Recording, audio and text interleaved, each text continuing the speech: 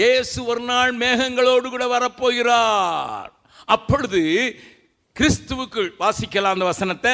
1 தெசலோனிக்கேயர், இங்கே கை வச்சு இங்கே என்ன வரப்போகிறோம், இன்னும் ஒரு வசனம் வாசிக்கணும். 1 தெசலோனிக்கேயர் 4வது அதிகாரம், 1 தெசலோனிக்கேயர் 4வது அதிகாரம். அங்கே சொல்லப்பட்டிருக்கிற வார்த்தைகளை கவனியுங்கள், வாசிக்கலாம். 16வது வசனத்தில் இருந்து வாசிக்கலாம். ஏனெனில் கர்த்தர் தாமே ஆரவாரத்தோடும் பிரதான தூதனுடைய சத்தத்தோடும் தேவ காலத்தோடும் வானத்திலிருந்து இறங்கி வருவார். அப்பொழுது கிறிஸ்துவுக்குள் மரித்தவர்கள் முதலாவது எழுந்திருப்பார்கள்.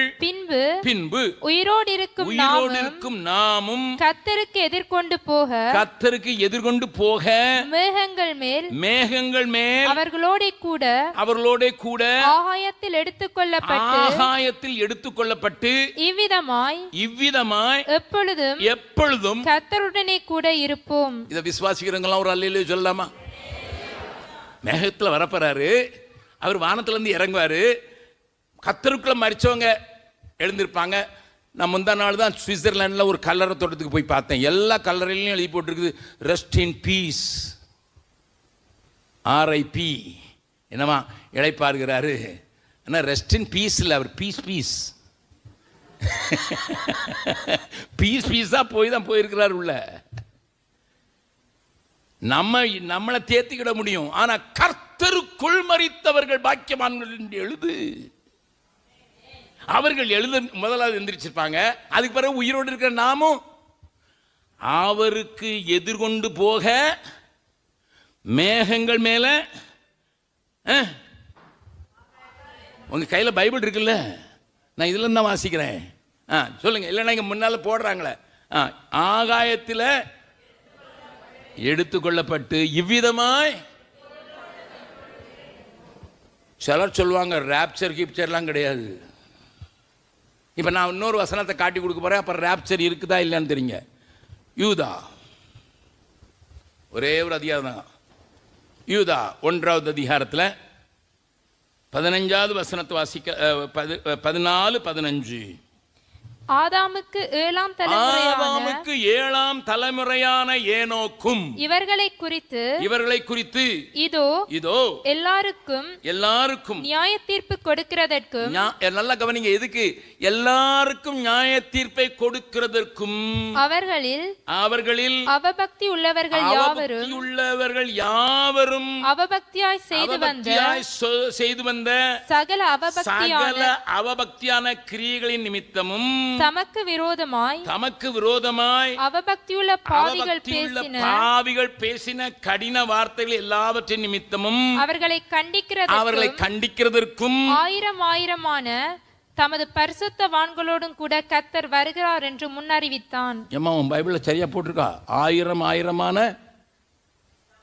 பரிசுத்த தூதர்களோட பரிசுத்தவான்களோட.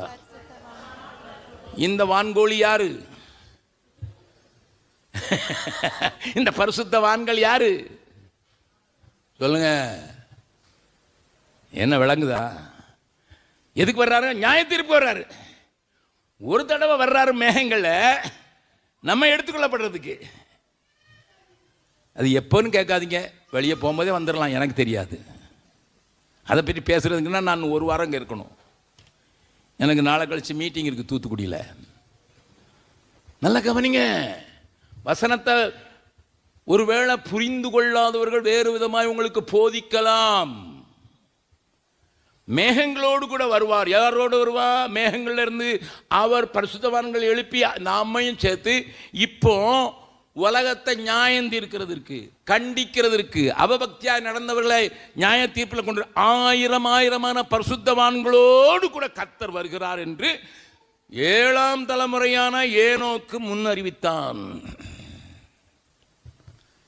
அவன் சொன்னதை நம்ப முடியுமா? சொல்லுங்க.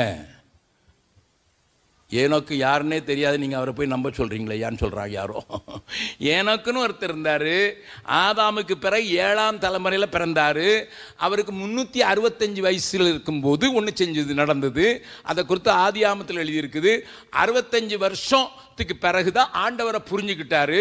65 வயசில் 300 வருஷம் ஆண்டவரோடு கூட வாழ்ந்தார், கல்யாணம் பண்ணார், பிள்ளை பெற்றார், பேர பிள்ளைகள்லாம் பார்த்தாரு. ஆண்டவரோடு நடக்கிறதுன்னா எமயமேலையில் போய் உட்கார்ந்துடணும் பிரதர், அப்படியா? கல்யாணம் கட்டாமல் இருக்கணும் பிரதர், அப்படியா?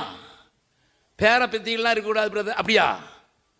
சிபிஎம் சர்ச்சில் சொல்கிற மாதிரி பரிசுத்தவான்கள்னு சொன்னால் கல்யாணம் கட்டக்கூடாது, கல்யாணம் கட்டியிருந்தாலும் மனைவியாகிய சகோதரின்னு தான் சொல்லணும். இது உங்களுக்கு தெரிஞ்சிருக்கும். நேற்று கூட ஒரு சிபிஎம் பிரதர் வந்திருந்தாங்க. நான் சிபிஎம் பிரதர், உங்கள் பிரசங்க எனக்கு ரொம்ப பிடிச்சிருக்குன்னு சொன்னார். லிசன், ஏனோக்கு 65 வருஷத்துக்கு பிறகு தான் ஆண்டவரை புரிஞ்சுக்கிட்டான். 300 வருஷம் தேவனோடு சஞ்சரிச்சான். அந்த 300 வருஷத்தில் தேவனோடு கூட சஞ்சரித்து கொண்டிருக்கும் போதே கல்யாணம் கட்டினான், பிள்ளைகளை பெற்றான், பிள்ளைகளுக்கு பிள்ளைகளை கல்யாணமும் பண்ணி வச்சான். ஆனால் திடீர்னு ஒரு நாள் காணாமல் போயிட்டான். எனக்கு ஒரு சண்டே ஸ்கூல் பிள்ளை சொன்னது ஞாபகம் இருக்குது. ஒரு சண்டே ஸ்கூல்ல இருந்து திரும்பி வந்துச்சு பிள்ளை, சின்ன குட்டி பிள்ளை. அவங்க அம்மா கேட்டாங்க, என்னடி சொல்லி கொடுத்தாங்க? அந்த அம்மா அவங்க சொன்னோம், அந்த சின்ன பிள்ளை பாசல் சொல்லு, எனக்குன்னு ஒரு தாத்தா இருந்தாராம், டெய்லி வாக்கிங் போவாராம் ஆண்டவரோட. ஈவினிங் வாக்கிங் ஒரு நாள் போகும்போது பேசுனாங்களாம் நடந்தாங்களாம், இருட்டாயிட்டான். அப்போ ஆண்டவர் சொன்னாராம், எங்கள் வீடு பக்கத்தில் இருக்குப்பா ஏனோக்குன்னொன்னே அவரோட போயிட்டாராம். சின்ன பிள்ளைத்தனமாக தான் இருக்குது, ஆனால் that is truth. It is true. அதனால தான் நான் இந்த பாட்டு எழுதும்போது, உம்மோடு நடந்திட இதயம் துடிக்குதையா. இன்னைக்கு நடக்க முடியுமா? பொல்லாத உலகத்தில் பிரதர், உங்களுக்கு என்ன, நீங்கள் காட்டுக்குள்ளே கிடக்கிறீங்க பீகார், நாங்கள் பாரிஸில் இருக்கிற ஆள். யாரோ ஒரு பாஸ்டர் சொன்னார், குளிர்காலம் வந்ததுன்னா மரமெல்லாம் இலையை அவுத்து போட்டுருது, வெயில் காலம் வந்ததுன்னா ஆளெல்லாம் துணியை அவுத்து போட்டுறான்.